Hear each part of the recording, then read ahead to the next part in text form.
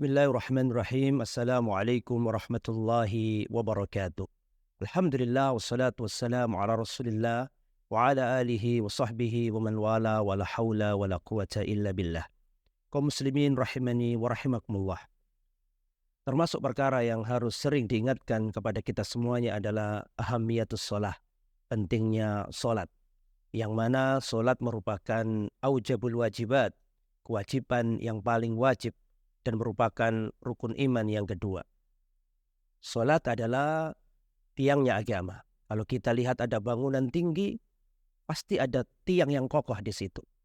Kalau ada bangunan tanpa tiang, maka dipastikan bangunan itu akan ambruk dan hancur. Begitu juga dengan keislaman seseorang.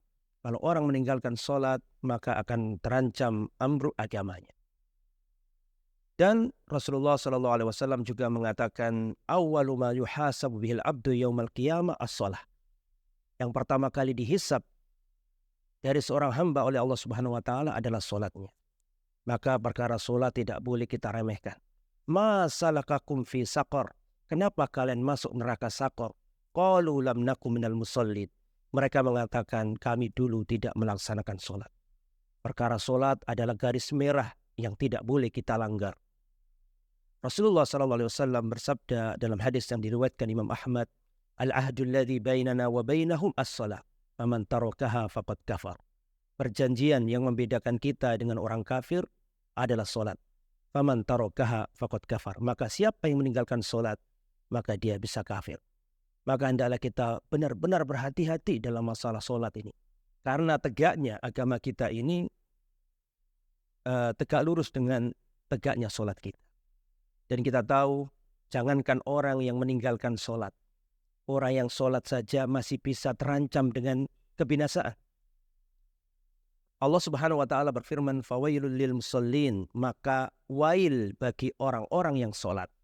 Wail tafsirnya ada dua. Tafsir yang pertama adalah al-halak, kebinasaan atau kecelakaan bagi orang yang solat. Makna yang kedua adalah wadin fi jahannam, sebuah lembah di neraka jahannam. Jadi maknanya ada dua, kecelakaan bagi orang yang solat atau lembah di neraka jahannam bagi orang yang solat. Orang solat yang bagaimana kok terancam dengan kebinasaan seperti ini? Yaitu orang-orang yang alladzina hum an salatihim sahun, yaitu orang yang lalai dalam solatnya. Al-Imam Ibnu Qayyim mencantumkan ciri-ciri orang yang lalai dalam solat. Beliau mengatakan, sittu sifatin fis salati min alamatin nifaq. Ada 6 perkara di dalam solat merupakan ciri-ciri orang munafik. Jadi kalau dalam solat kita ada 6 hal ini, maka itulah ciri solat yang lalai yang terancam dengan kebinasaan. 6 hal itu apa saja? Yang pertama, al-kasal indal qiyami ilaiha. Malas ketika mengerjakannya.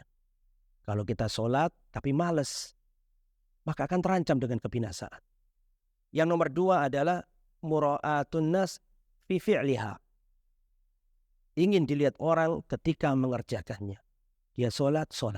Dia mengerjakan. Tapi celaka. Kenapa? Karena ingin dilihat, dipuji orang karena solatnya. Kemudian yang nomor 3, ciri orang yang lalai dalam solat. Yang nomor 3 adalah wa ta'khiruha, mengakhir-akhirkan waktunya, menunda-nunda waktunya. Dia solat.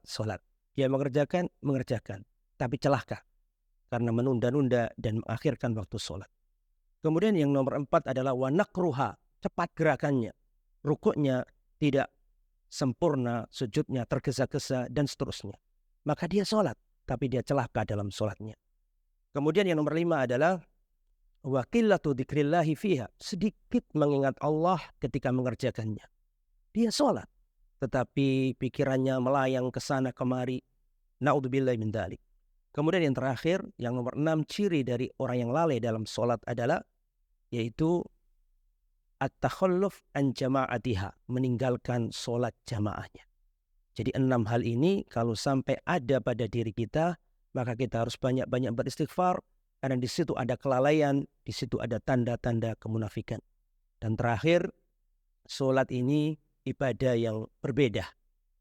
Ibadah zakat, ibadah haji, ibadah puasa, ibadah birrul walidain, itu ayatnya Allah turunkan dari langit dan Rasulullah ada di bumi.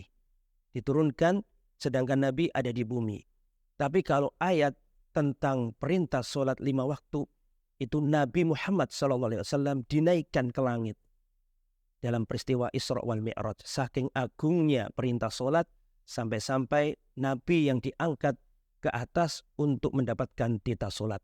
Maka sholat adalah garis merah, tidak boleh kita langgar, karena itu berkaitan dengan Islam kita itu sendiri. Terima kasih, mohon maaf atas segala kekurangan. Wassalamualaikum warahmatullahi wabarakatuh.